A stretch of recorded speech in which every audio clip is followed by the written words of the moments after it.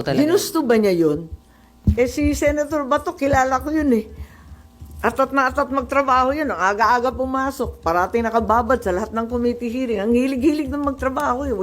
Wala sa katawan nun na hindi magtatrabaho. Eh ang problema, hindi siya nakakasigurado na bibigyan talaga siya ng proteksyon. Dahil may iba't ibang sinasabi dito. Kaya yun nga ang alma niya. Pero kung sa pagtatrabaho, hindi naman siguro pwedeng sabihin na ayaw niya magtrabaho. Sa palagay ko, hindi naman niya ginusto to eh. This was not intentional. This was not what he wanted.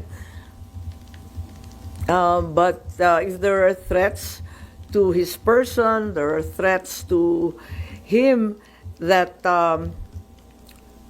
will not be responded to, and he himself will not be protected, eh mahirap naman siguro pilitin yung tao na pumunta.